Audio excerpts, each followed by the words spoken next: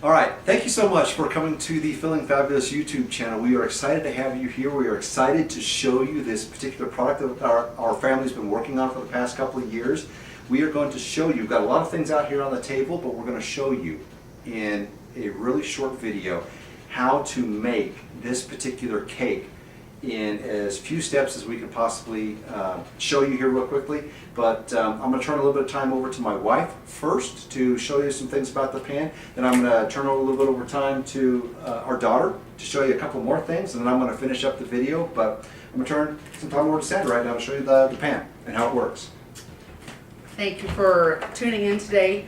As you can see, this is a two-piece pan that my husband has created. And if you look closely, you can see that there's numerous indentations around the base of the pan. We do that because the insert is actually going to click into place. And you can tell right now when you click this into place, it's kind of wobbly. So what we do is, I've preheated the oven to 325 degrees, and as I am mixing the batter, I throw this into the oven to get it more pliable, to get it warmed up. So let me go ahead and do that.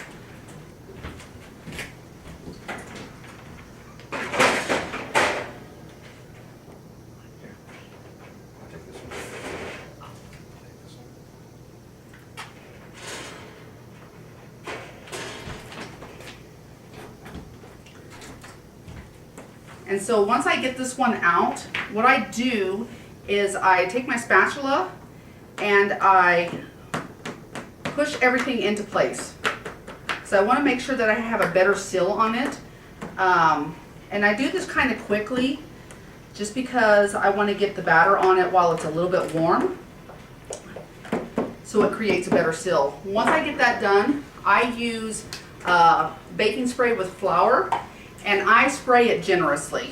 I want to make sure that everything is covered, because when we get to different parts of it, we want to make sure that the insert comes off smoothly.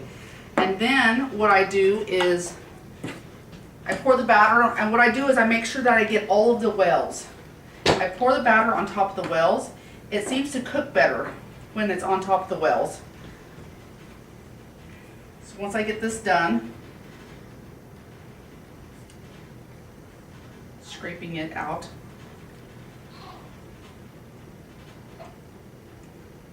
Okay. Now once I get all of this done and everything's out, you can actually give this a really good shake, because you want to get the cake into all the different crevices. You can actually shake this pretty good. It's not going to leak or anything. Once we have this, I put it into the oven for 40 minutes at 325 degrees. And now I'm going to turn the next segment over to my daughter. Okay, so when she puts that in the oven, this is what it's going to look like when it comes out. And to get this out, you have to prop your fingers into the holes underneath and push up, and then kind of dig in there and grab it out. And then put it on the countertop, and you get your cake leveler, and you put it in the middle, and you just start shaving it like a saw. And you want to shave to one side, and then when you get close to the end, you want to kind of go at a diagonal angle. And it doesn't have to be perfect. You just have to have enough of a flat surface to make it work. And then you can take off the excess and put it on a plate so you can eat it later. And then, We've eaten a lot of cake around here. so then you No, take, gotta do the other side.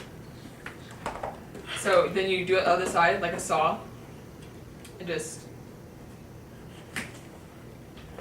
level it, and then at the end you just kind of go diagonal again, and then you still have some excess, and you can still eat that.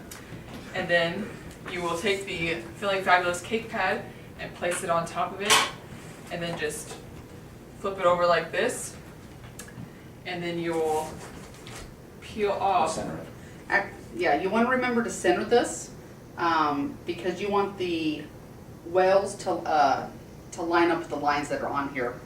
So once you do that, once you line it up, you just peel it off just like that, and now it's ready to fill. And we've already filled a cake right here, and for some examples, there are Bavarian chocolate, apple, cherry, and pineapple. And there next is the icing, and we give that to my And dad. nobody likes to do the icing around here. I do the icing. It's actually pretty easy, but you do need to have a nice piping bag like this with a wide icing tip on here, and it really is just as simple as giving it a pretty good squeeze and laying down a ribbon of icing on here. This is not a cake that you can feel like you're going to flop a whole bunch of icing right here in the middle of the cake and start spreading it around with a little bit of spatula like that. It doesn't work that way. You have to put it on like this with a squeeze bag. Once you do that, I'm going to go ahead and at least do a couple more runs right here. Maybe fill in this last little gap. And just to interject, if you notice what my husband did, he started and he let it overlap on the corners. And why don't you tell him why you let that overlap? Oh, trial and error, a lot of Yeah. trial and error, but mainly it's because when I put the sides on, that I have enough of the frosting on the top to overhang that I can seal the sides, if you will. Then all we do is just come along each side and fill it up like this. And for this particular cake, we've actually made this one. This is actually a strawberry frosting with icing fruits in it, which is a really good frosting. But as you can see, that's just the basic information right now to be able to create it. All you then do after that is take your little spatula and ever so gently just kind of work it together to kind of seal those little edges wherever you need to seal it. Does not take an awful lot of work to make this thing seal up and end up looking really, really nice. Matter of fact, the first many cakes that I made, probably the first several hundred cakes, I was really trying to manhandle making this thing work, and I found that the more gentle I am with this, the better it turns out. So that, in a nutshell, is exactly how we make it. There are about 16 or 17 different fillings that are available, and if you have any questions or comments, please put them down in the links or in the comments section below. We'd love to hear from you. But thank you very much for watching our little video here. And also on the last note, we also have a website on Feeling Fabulous. It's Feeling Fabulous on Facebook, so go and like it. There you go. Thank you.